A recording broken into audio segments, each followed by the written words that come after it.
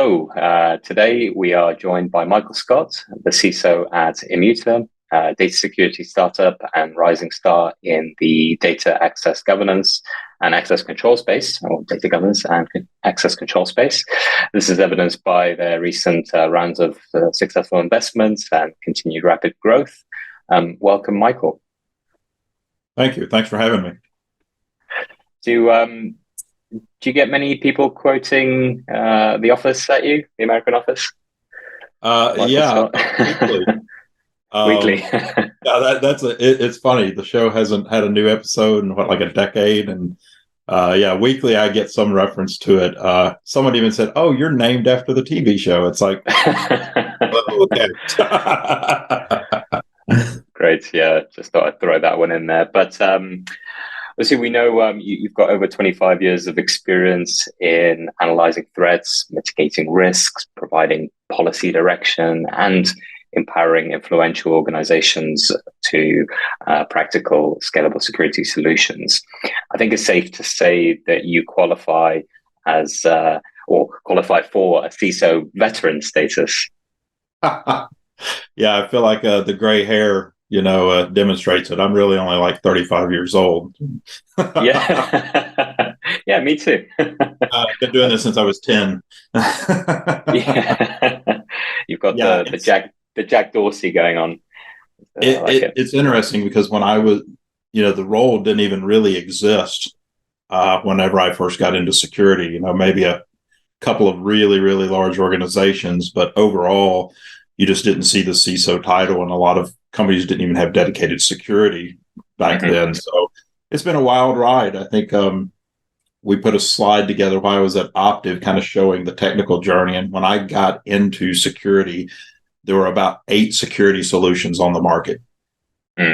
Yeah, a handful. It would have definitely made the salesperson's life a lot easier back then. Fewer options. Now we're just bombarded with choice and options, so you get that decision fatigue almost. It's funny we're giving you this veteran status, but you were actually technically a military veteran as well, right? I spent some time in the U.S. Navy on the Saratoga. I was in intelligence while I served, which was a lot more signal intelligence and human intelligence. But I think that really set me up well for, my first tech company to evolve into the security role, because the foundational concepts were there.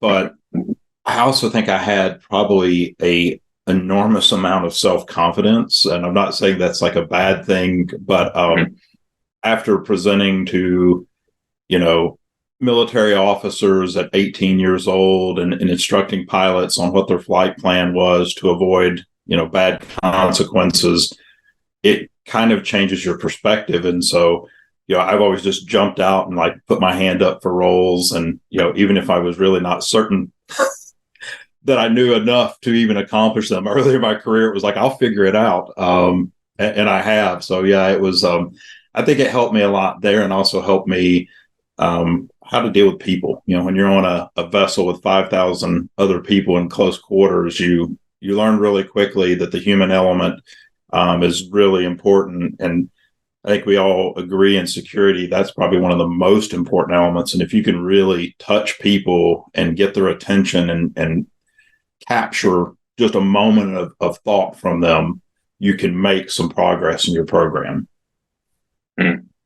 Definitely. So all that was happening around the time that I was still learning to speak.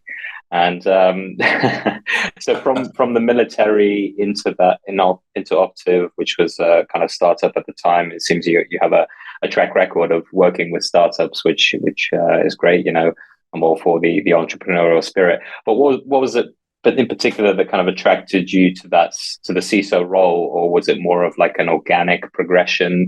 Just as you like you said, you're into kind of leaping in feet first with fake it till you make it. Yeah, it's funny because the first startup that I actually had a security role in was a company named Witness Systems, and that was in the mid 90s. And what we were seeing was our customers starting to, send questionnaires and ask various things. And so really for me, the first thing I thought was, wow, what a great opportunity. And this is probably going to explode. Like, it just seemed like security was a good field to get into versus being a network and infrastructure person. And it was also exciting, right? Because there was so much to learn. That was, right after Mitnick's heydays. And, that was really all you had to read. But 2600 magazine, definitely you might have seen one in an antique store. It was just a different time. So it felt more like spy versus spy, which really is not nearly that glorious, but that piqued my interest. And like I said, there were I had a Pix Classic firewall. That was the first firewall I implemented. And it was just a big metal box that ran on a floppy disk. But everything evolved so quickly that it was just, I love the learning and I love the excitement of new things. And later finding out I had ADHD, all started to make sense where it's I love building things. I love learning about things. And so it's made the past 25 years really fly by. Yeah, it's fascinating. I think, what's kept me here is exactly that too, though. I think that's so important to folks looking to get into this career is you have to be incredibly curious and really love to learn, because it's just, there's never a stopping point in our career, right? There's never a point where you can sit back and just be like, all right, I'm done. Yeah, I mean, the goalposts are always shifting, threats are constantly changing, like I think you mentioned on another one of your talks, how, it's a leapfrogging kind of situation between attacker and are we the defenders? I suppose, yeah. But no, certainly I completely agree with you on all those points, especially how interesting the whole sector is. I'm from a law and business background myself, and I did some teaching out in Asia, and then came back and started working for Lepide. But my knowledge has increased dramatically in terms of what's out there these days. So certainly, if you want to stay engaged, then certainly the right sector for you.